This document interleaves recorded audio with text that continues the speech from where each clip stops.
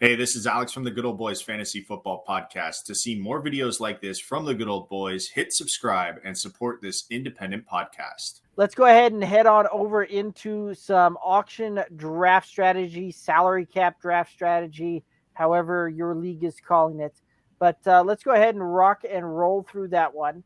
Alex, why don't you go ahead and kind of start us off on what you like about the auction draft strategy? You're the guy that pounds the table for it.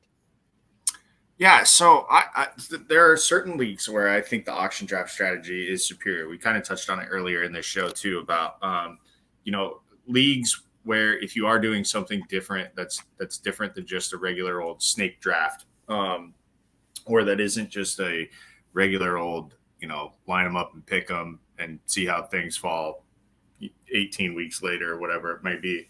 I think the auction draft is fun because it gives everybody the same chance at every player. And that's really where in some of these different style leagues, or even in, just a regular old redraft league, there is no advantage gained by having the first pick or by having that last turnaround pick, right? The last pick of the first round and the first pick of the second round. And there's been years where it's been a great advantage to have the 101, and there's been years where it's been a fantastic advantage to have the 112 and the 201, right? So I feel like the auction draft takes away all of that. And Derek, you've put in some great questions here, and I hope you don't mind if I touch on some of these questions about it. So the first question in there when it comes to auction drafts is how do you target players? And realistically, what I will tell you about how you target players in an auction draft is go get your guy, but huge but here, understand your limits and recognize that you have to set price caps for some of these for all of these players, because the worst thing you can do is overspend for somebody, and then you're left picking up the pieces and getting scraps basically as the draft progresses on, because you have to fill out your roster with your available money. And I tell you what, there's nothing worse than spending 2/3 of your money on the first two picks and then having to watch every single player go by that you can't bid on because you don't have any money left and you have $13 to fill 13 roster spots. You're waiting until you have to fill those roster spots. So it does require some discipline. It requires you to put price caps on players and stick to them to make sure that you don't overspend for somebody. Now there are players that you can overspend for and you can get away with it, $1 here, $5 here, whatever the case may be. But it's usually not those high end guys where you're spending $15, $20 more than the value of them, than what their value should be. That's where you get yourself into trouble. Because 15 and $20 can get you 3 or 4 players, later on in the draft after everybody else has spent all their money. When it comes down to it, I've tried to employ a couple different strategies when it comes to putting players up on the auction block. And one of the strategies, and I don't know that I've found one that works well for me. And I think one of the reasons why it doesn't work well for me is I've been participating in an auction draft in another league that I'm in with some high school friends. And they've started to pick up that I'm putting players up that I don't actually care to get.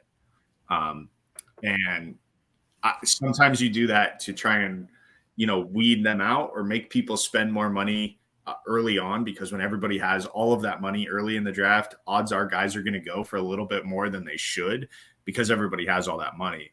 But I've been in this league for long enough now that they're getting smart to that way of how I do things. So it doesn't really create any advantage for me that way. But there's that way of, put up guys that you don't actually care to get, and just bank on the fact that somebody else is going to bid on them and drive the price up and spend their money. or put up guys that you do want to get and, go get them. Those are the two thought processes when it comes to who you put up on the auction block as you go. Kevin, what thoughts you got on auction draft strategy? So after I don't do a whole lot of auctions. It's just not my favorite game style. But what I have found out is going into the draft, you need to identify 4 players that you want, that you are willing to, if you have to, overspend a little bit. And that breakdown, if you will, is 1 quarterback. If you're doing 3 guys, then 2 receivers and a running back, 2 running backs and a receiver. I'm counting Travis Kelce as a receiver in this instance, right? He would be one of those guys, right? And you know that these 3 or 4 guys is going to take up the majority. And then you have to sit back, right? Then you have to sit back and be careful. It's easier to do in a normal auction draft than it is when you're doing like a blind bid, right? If you're doing a blind bid, you really have to be comfortable with the values that you're offering, because you have no idea what anybody else is bidding on them at any given time. So you're driving yourself up, right? Is what you have to be careful of in a blind auction. So instead of, me being able to drive up Alex for, James Conner, right, and give him to pay, $2 more, $3 more than what he wanted to necessarily. Now I have to be careful that I'm not out kicking my coverage, and I'm not paying up on a blind auction $5 more for James Conner than anybody else just because I was higher on him, right? Like that's just as damning to your roster. So a strategy that we used last year, right, is we went through and we put like $2 on everybody in a blind auction, because what we found was inevitably, if you're doing a blind auction with mass players, and this is a different type of league, and we understand that, but what we did was we ran it like a free agent fab budget, right? So you had all day to think about it, and the clock struck, and the high bid got the guy. Well, we realized that there were guys that everybody was missing. I mean, and this was a league of, there was 28 of us, Derek? Mm-hmm. There are 28 people in this league, 28 different budgets, and there were still guys who weren't being bid on at all in a blind auction. And so we realized that, and then we went through and we put like $2 on all the high name guys that we could think of. And we realized that $2 may not get Patrick Mahomes. It may not, but $2 got Cooper Kupp. Now he got hurt, but at the time you're walking away pounding your chest a little bit, right? Like I just got a top 3 receiver for $2. Look at what else I can do, right? So it's just some of that is reading the room a little bit. But ultimately, it's identifying 3 or 4 guys that you want to be the cornerstones of your roster. And then you have to be able to sit back, right? You don't have the money to necessarily drive the price up on anybody else, so you got to be mindful about that.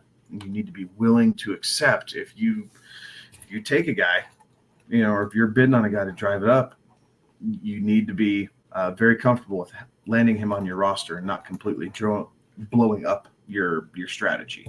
But they are fun. They're fun to give everybody hell with. I think they're more fun in person than most drafts are, right? Most drafts are, but auction leagues really are more fun in person because as all that's going down, you can, talk trash to your league mates and, Yeah, there's some gamesmanship there, right? Yes, there's a ton of gamesmanship. So there are fun leagues. Trying to goad your league mates into spending a little bit more, like that is part of it. Absolutely.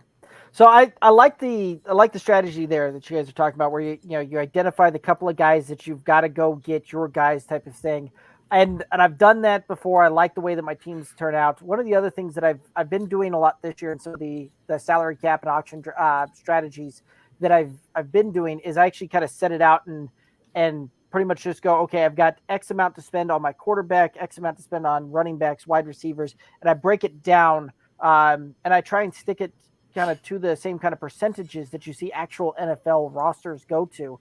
And I've put together some pretty decent teams doing that. Now, one of the things that I have noticed that really helps out is having your tiers when it comes into an auction draft strategy there, and being okay, I can pass on this guy because I've got 3 or 4 other running backs or 3 or 4 other wide receivers in the same tier that I can spend up on, or I can go after on that one. And if I can land them for the salary cap that I'm comfortable with, I'm going to be able to put together a pretty decent roster doing it that way. So that's one of the things that I've kind of tried to employ a little bit on, you know, um, live type of auctions on that one. And the thing that always kind of trips me up is when you get caught driving up the price on somebody, right? Like that's where you really got to know the room. You really got to be able to read the room and know, like, if that guy is, and it helps too if you know their tiers, because like this is the last guy in a tier break. You can get them to spend that extra $5-10 on the player, and set yourself up for potentially getting a guy on the cheap a little bit later, because not everybody else has that same kind of salary cap that you've got left. So that is one thing that I have noticed, and really kind of going off on that one. The blind auction bid, right? You guys mentioned that one. I actually did a blind auction bid a couple weeks ago with some folks out there, and I employed the same strategy that we did on this one. This was a 12-team league, and I'll read the roster I managed to put together on this, just doing blind bid. I think the most I bid on any single guy was $5, $100 type of budget there, and I just went crazy, putting $5 on the top, 100 players. Single QB type of league, I ended up with Deshaun Watson, Derrick Henry, Aaron Jones, Garrett Wilson, Keenan Allen, Mark Andrews, Joe Mixon, Justin Tucker, and the Niners defense for my starting lineup there. There's only 3 bench spots, and my bench spots were Dak, Javonte Williams, and Tyler Lockett. So I felt pretty good walking away from that draft, not knowing where that came to be and how that was going to come out of it. But yeah, that is the thing. If you're doing a blind auction, don't necessarily go crazy trying to spend up on all the big name guys, right? Like, set your budget, set it to a point where, if you spend up on, the $100 or whatever, and you say, hey, I'm going to spend $7 a guy or $5 a guy or whatever, and then just make sure that you've got your cues kind of set. And, I would prioritize this guy over this guy, and just kind of set your roster and set your fab and set your bidding process there to the point where, you really kind of end up with the guys, because inevitably, like you said, there are guys that go unbid upon, and go through that. And especially if you're in a league that you can then trade some of the, you set together your roster, and you can trade off some of the fab or some of the salary cap that you've still got to go get guys that round out your roster. Like that puts you in a great position there as well.